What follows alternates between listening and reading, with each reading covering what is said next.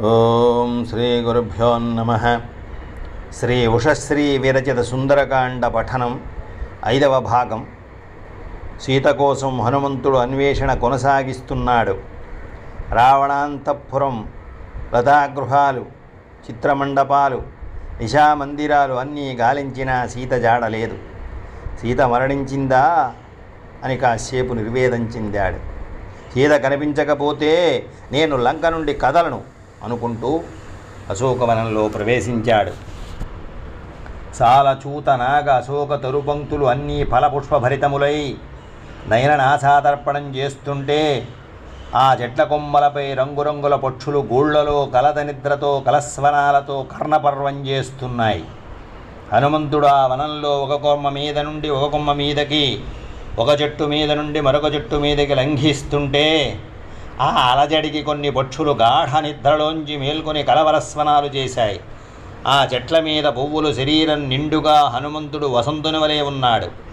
ఆకులు పువ్వులు రాల్చిన వృక్షాలు దిగంబరిగా నిలిచిన ధూర్త స్త్రీ వలె ఉన్నాయి.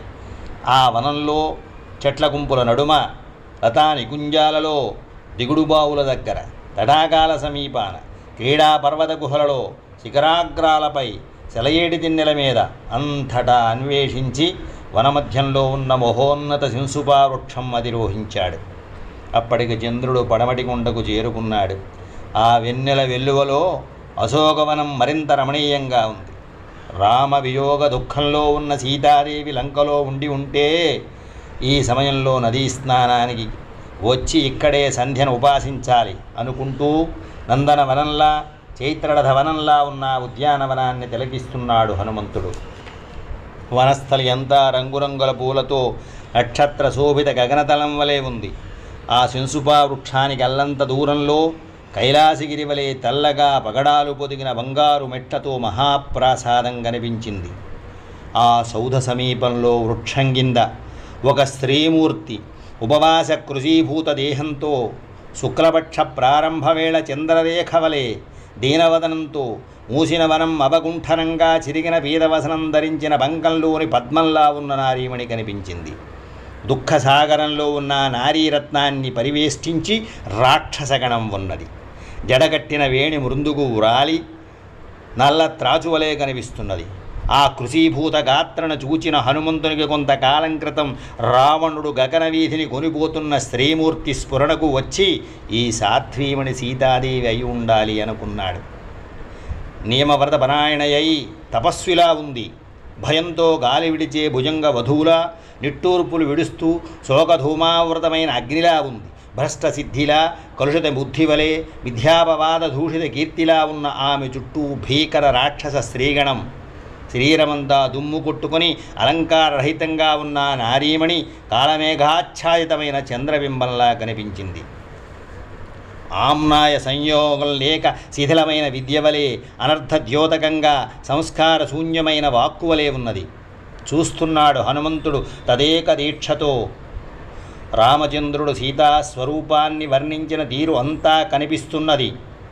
ఆయన ఆభరణాలున్నవని చెప్పిన చోట్లలో ఆయా అలంకారాల గుర్తులున్నాయి. ఋష్యమూకం మీద తాను చూచినప్పటి పచ్చని పట్టు ఉత్తరీయం మాసి ఉన్నది. అలానే ఆమె కట్టిన చీర దుమ్ము కొట్టుకుని ఉన్నది. శరీరం ధూళిదూషితమైన సువర్ణకాంతులు ఎనుదూనే ఉంది. ఇంతటి దీనదశలో ఉన్న మనస్సు స్థిరంగానే ఉన్నట్లుంది. సందేహం లేదు, ఈవిడ రాఘవుని ధర్మపత్నయే. ఎం గనగవర్ణాంగి రామస్య మహిషీ ప్రియా పరణష్టాపి నదీయస్య మనసోన ప్రణ్యతి. ఈ ఇల్లాలు ఇంతటిది కనుకనే ఆయన అంతగా దుఃఖవిహతుడవుతున్నాడు. దయాశోక కారుణ్యాలతో మన్మథ వాంఛంత బలీయంగా ఆయనను ఎందుకు వేధిస్తున్నదో ఇప్పుడు తెలుస్తున్నది. క్రూర రాక్షస హస్తాలలో సాధుశీల పడినందుకు ధర్మపత్నికింత దురవస్థ కలిగిందని శోకం, ఆవిడకు సరైన ఆశ్రయం లేదే అని దయ, హృదయాహ్లాదం కలిగించే ప్రియురాలు కనుక మదనతాపం. రూపం, దానికి తగిన అంగసౌష్ఠవం, తోడుగా మనోధార్ఢ్యం ఇవన్నీ ఆ ఉభయులను అన్యోన్యానురాగం గల దంపతులుగా చేశాయి. ఇటువంటి ఇల్లాలు దగ్గర లేకుండా ఆయన ఇంతకాలం ఎలా బ్రతకగలిగాడు? ఈ దుఃఖాన్ని భరిగించగలుగుతున్నాడంటే రామచంద్రుడు ఎంతటి వాడై ఉండాలి అని తనలో తానే తర్కించుకుంటున్నాడు. రూపగుణశీలాలలో సాదృశ్యం గల భార్యాభర్తలుండడం అరుదు. అయినా కాలం ఎంత బలీయమైనది. వినీతుడైన లక్ష్మణుని వంటి మరిది, రాముని వంటి భర్త ఉన్న సీతకు ఇటువంటి కష్టాలు రావలసినదేనా? ఈ ఇల్లాలు కోసమే రాముడు అసాధ్యాలను సాధించాడు. కబంధుడు, వాలి వంటి మహాబలులు నిహతులు కావడం ఊహించగలమా? విరాధుడు చస్తాడని ఎవరనుకున్నారు? జనస్థాన వాసులు, కరదూషణులు తమ 14,000 భీకర నిశాచర గణంతో ఒక్క వీరుని చేతులలో నేల కీలుతారని ఎవరనుకున్నారు? వాలి పదవీచ్యుతుడై సుగ్రీవుడు పష్టాభిషిక్తుడవుతాడని కలగన్నామా? నేను ఈ 100 యోజనాల సముద్రాన్ని తరించగలని ఎవరు ఇచ్చారు? రెప్ప వెయ్యకుండా నగరరక్షణ చేసే రాక్షసగణం కన్నుగప్పి లంక అంతా నేను తిరగగలిగినానంటే వీటన్నిటికీ ఆ ధర్మశీలయే కారణం. సీతశీల సౌందర్యం ఇన్నిటికంటే మహత్తరమైనది. ఈవిడ కోసం ఆ రాముడు నదీ నగర సాగర పరివృతమైన భూమండలాన్ని తలక్రిందులు చేసినా ఆశ్చర్యం లేదు. ఈ జానకి శీల సౌందర్యంతో త్రైలోక్య సామ్రాజ్యాధిపత్యం కూడా తూగదు. విదేహాదీసుని అనుంగుపుత్రి, దశరథుని పెద్ద కోడలు, రామచంద్రుని ఇల్లాలు, ఈవిడికే ఇటువంటి అవస్థ ప్రాప్తించిందంటే కాలం ఎంత వంచనాశీలం కలది. సర్వరాజ్య భోగాలు విడిచి భర్తృసేవ కోసం మహారణ్యాలకు వచ్చిన సీత ఈ క్రూర రాక్షసి గణమధ్యంలో ఎంతటి బాధలు పడుతున్నది. అయినా రాముడిని ధ్యానిస్తూ ఈ భీకర నారీ జనాన్ని కానీ పుష్పితా శోకాన్ని కానీ చూడడం లేదు. ఈ దశలో ఈ ఇల్లాలని చూస్తుంటే నా మనస్సే శోక సంతప్తమవుతున్నది అనుకుంటూ అటే చూస్తూ ఉన్నాడు హనుమంతుడు. తెల్ల కలువలే నిర్మలంగా చంద్రుడు నీల సరోవరావకాశంలో ముందుకు సాగుతూ పడమటి గుండకు చేరుతున్నాడు. క్రిందికి వాలిన చంద్రుని కిరణాలు వృక్ష మూలాలలో ప్రసరిస్తున్నాయి. అప్పుడు చూశాడు హనుమంతుడు అక్కడి రాక్షసగణాన్ని.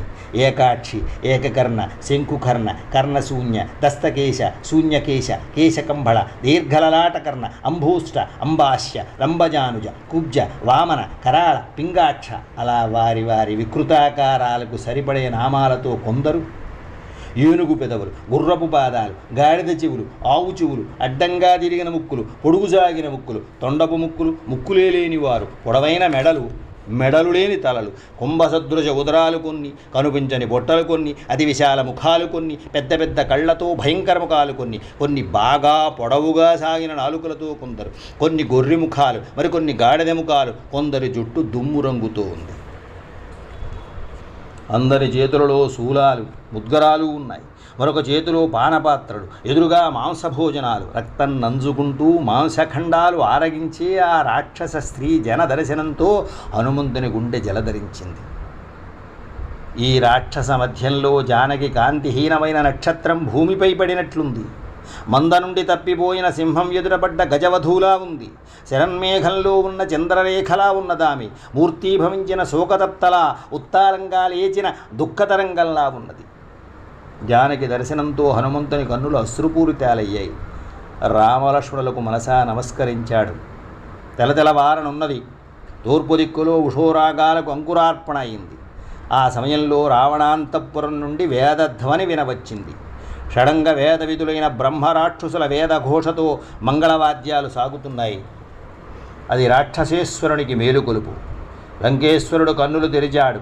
మనసులో జానకి కదిలింది. మన్మథతాపం ప్రారంభమైంది. దానిని నిగ్రహించుకోవడం అతి కష్టమైంది. శయ్యాగృహం వదులుతూ తారాహారాలు సవరించుకుంటూ అశోకవనం వైపు సాగుతున్న ఆయన వెంట నారీజనం బయలుదేరింది. వారితో దాసీజనం సువర్ణ దీపాలతో, ఛత్ర చామరాలతో, మంగళజల కలశాలతో నడుస్తున్నారు. దర్భాస్తరణంతో ఒకతే, రత్నఖచిత బాణపాత్రతో ఒకతే వెంటనంటి రాగా అశోకవనంలో అడుగుపెట్టాడు. నిద్రమత్తు అప్పుడప్పుడే వదులుతున్న నారీమణులు తమ ఆభరణాలు, వస్త్రాలు సరిచేసుకుంటున్నారు. వారి కంకణ కాంచీ నూపుర స్వరాలు హనుమంతుని కర్ణాలలో ప్రతిధ్వనించాయి. ఆ ధ్వని విని కనులు విస్పారించి చూచిన హనుమంతునికి దీపకాంతులు కనిపించాయి. అంతలో మంచి గంధపు వాసనలు, అమృత మథనవేళ క్షీరసాగరంలో పుట్టిన నురుగు వంటి చీనాంబరంలో అరుణారుణ కాంతిద్యుతులీనే నేత్రాలతో వచ్చే లంకేశ్వరుని చూసి ఆశ్చర్యచకితుడై ఆకుల మధ్యకు తప్పుకున్నాడు హనుమంతుడు. స్వస్తి.